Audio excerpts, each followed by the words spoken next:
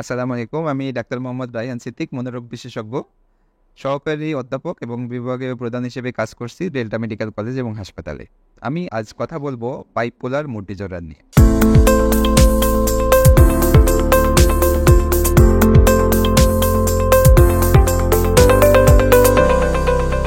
Bipolar mood disorder এটি একটি psychotic রোগ, একটি বড় ধরনের মানসিক এবং গুরুতর মানসিক রোগ। এই রোগটি আমাদের সমাজে অনেকের মধ্যেই আছে। এই রোগে দুটি পুল বলেছি। এই রোগে যেটি থাকে, একটা হচ্ছে ডিপ্রেসিভ পুল, আরেকটা হচ্ছে ম্যানিক পুল। ডিপ্রেসিভ পুল যখন হয়, ডিপ্রেশন আমরা সবাই বুঝি, গদবাঁধা, যে ডিপ্রেশনে মনটা ভালো নাই, অশান্তি, কোনো কাজকর্ম করতে ভালো লাগে না, কারোর সাথে কথা বলতে ভালো লাগে না, কোনো কাজে আগ্রহ পায় না, জীবনটা অর্থহীন মনে হয়, বেঁচে থাকতে ইচ্ছা করে না, মনে হয় মরে গেলেই ভালো হয়, খাওয়ার রুচি থাকে না, ঘুম হয় না ঠিক মতো। এটা হচ্ছে ডিপ্রেশন, এটা একটা পুল।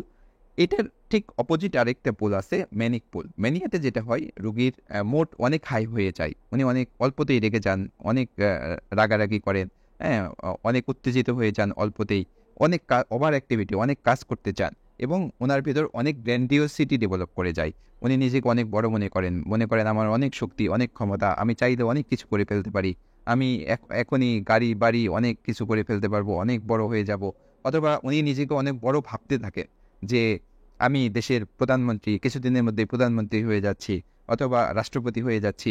এইরকম অনেক গ্র্যান্ডিওস চিন্তাভাবনা ওনার মধ্যে আসতে থাকে, এবং উনি অনেক বেশি অনর্গল টকেটিভনেস ওনার মধ্যে ডেভেলপ করে যায় ওই সময়ে, যে অনেক কথা বলতে থাকে, অনর্গল কথা বলতে থাকেন। ওনাকে কোনোভাবেই কথা থামানো যায় না, ওনার কথা বলতে দিতেই হবে, এবং উনি যেটা নিজে মনে করেন সেটাই সঠিক, অন্যরা যা মনে করে সব ভুল, উনিই একমাত্র সঠিক। হ্যাঁ, এই জিনিসগুলো ওনার ভিতরে ডেভেলপ করে যায়, এবং অনেক ডিস্ট্রাক্টেবল থাকে, অনেক অস্থির থাকেন, ছোটাছুটি করেন, কোনো কাজে মনোযোগ নাই, অনেক কাজ করতে চান, অনেক কিছু করতে চান, বিভিন্ন ফুলিশ বিজনেস ইনভেস্টমেন্ট, অনেক টাকা টাকা পয়সা বিভিন্ন জায়গায় বোকার মতো ইনভেস্ট করতে থাকেন, কিন্তু দিন শেষে উনি কোনো কাজই আসলে করতে পারেন না। অনেক টাকা পয়সা খরচ করেন, যাকে তাকে টাকা পয়সা দিয়ে দেন, লাখ লাখ টাকা খরচ করে ফেলেন। ওনার ছোট একটা অল্প দামের গাড়ি ছিল, সেটা বিক্রি করে দেখা গেল ৫ লাখ টাকার গাড়ি বিক্রি করে ২০ লাখ টাকার গাড়ি কিনে ফেলছেন। হ্যাঁ, মানুষকে জমি জমা লিখে দিচ্ছেন। এটা হচ্ছে ম্যানিক ফেজ।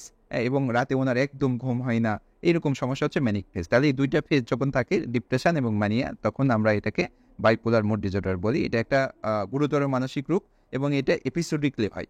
রোগীর দেখা গেল একটা এপিসোড হলো, কিছুদিন ভালো থাকলো, তারপর আবার এই এপিসোডটা চলে আসলো। কিন্তু যদি এটা কন্টিনিউয়াসলি চিকিৎসার আওতায় রাখা যায়, তাহলে রোগীটাকে অনেক দিন পর্যন্ত সুস্থ রাখা যায়। আমরা চিকিৎসার মধ্যে এটা কি দিয়ে থাকি? চিকিৎসার মধ্যে আমরা মূলত এই এপিসোডগুলো যখন নিয়ে আসি, পেশেন্টের শুরুতে ইনসাইট থাকে না। সো ইনসাইট থাকে না মানে উনি নিজে যে অসুস্থ, এটা উনি বুঝতে পারেন না। উনি মনে করেন উনি সুস্থ। এইজন্য শুরুতে আমরা কাউন্সেলিং করতে পারি না, ফ্যামিলি এডুকেশন করতে পারি, বা সাইকো এডুকেশন, ফ্যামিলির অন্যান্য মেম্বারদের আমরা রোগটা সম্পর্কে বলি। রোগীকে আমরা শুরুতে ওষুধপত্র দিই।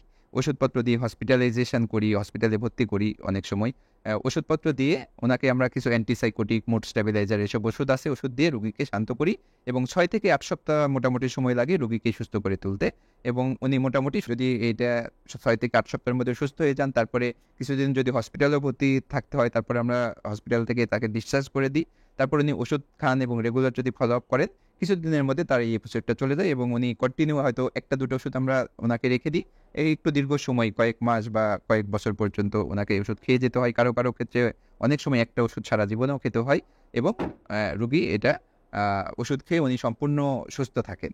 আর যদি এটা চিকিৎসা না করা হয়, তাহলে এটা কিন্তু ভয়াবহ রূপ ধারণ করে, এবং রোগী অনেক মারাত্মক অ্যাগ্রেসিভ হয়ে যেতে পারে। ঠিক আছে? তো এই রোগে যদি কেউ আপনাদের পরিচিত কেউ, ফ্যামিলির কেউ যদি এই রোগে ভুগে থাকে, তাহলে এটা একটা মানসিক রোগ। অনেক সময় এটা অনেকে বোঝেও না যে এটা একটা মানসিক রোগ। এটা আপনারা যদি এরকম কাউকে আপনাদের ফ্যামিলির মধ্যে কাউকে পান, কেউ থাকে, তাহলে অবহেলা না করে এটা ওনাকে দ্রুত ডাক্তারের কাছে নিয়ে আসুন এবং চিকিৎসা নিন, এবং ওনাকে সুস্থ করে তুলুন। ভালো থাকবেন সবাই। আজ এ পর্যন্তই।